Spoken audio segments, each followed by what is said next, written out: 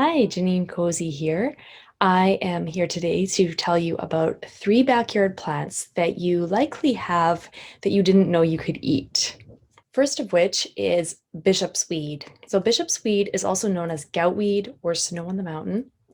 It is a very invasive perennial that a lot of people will use as ground cover simply for that fact that it fills in spaces and looks uniform and really looks quite nice for most of the year.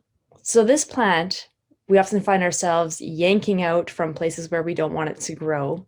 It's best grown kind of contained between a sidewalk and a house, for example, or something like that where it's not going to take over. But if you have this in your yard and you're trying to get rid of it, why not eat it?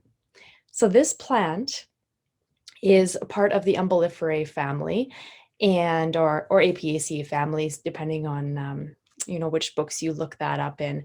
And it's best used when the leaves are kind of young and it hasn't started to flower yet. So the leaves on this plant are edible.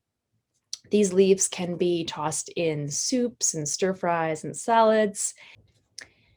The next plant we're going to look at here is the daylily. Now, all parts of daylilies are edible. So we look at you eating the petals off of the flowers or the whole flower buds themselves, or the leaves, or the tubers. So typically first thing in the spring when these start to come up, that's the best time to eat the leaves. Now, the leaves, because they have parallel veins, think of trying to shred a piece of grass like you would with lettuce. It doesn't work very well. Kind of becomes stringy and doesn't really tear up that well for your salad. So the best thing to do with the leaves, I find, is to pick the leaf and then take kitchen scissors and just chop it up into bite-sized chunks. Now, although they don't tear easily, they're not very fibrous and they're actually quite tender and delicious. Then, as we move into summertime, we're going to start to see some of the flower buds start to appear. Now, their name, daylily, indicates that they're only going to be blooming for one day. So we want to be a little bit quick when we are going to eat these. So the flower buds, you can harvest a whole bunch of the flower buds and just saute them in some garlic and butter and things like that.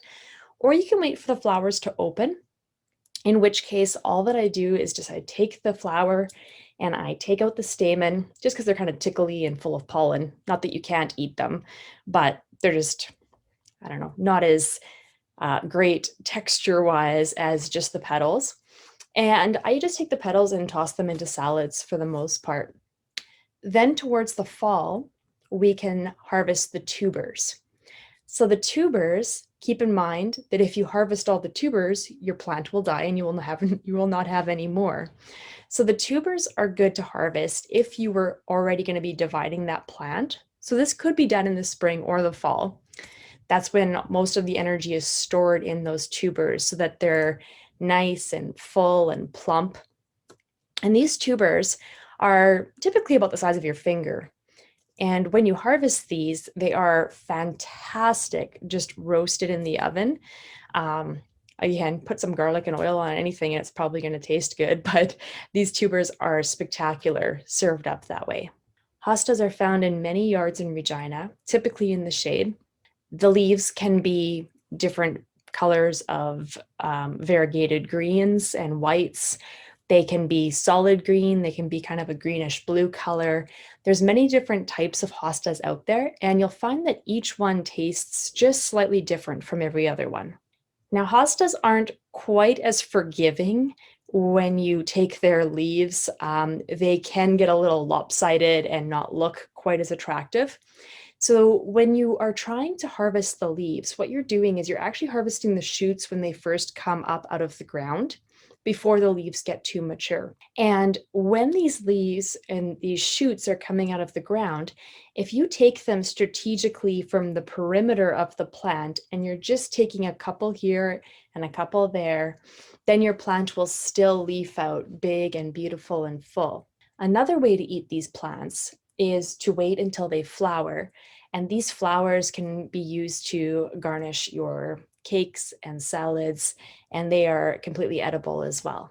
So I hope that gives you a little bit of some different plants that you might be able to eat that are already in your yard. So you don't necessarily have to wait until summer for a lot of your greens and flowers and really interesting things to eat. You can start pretty much right when the plants start to poke out of the snowbank.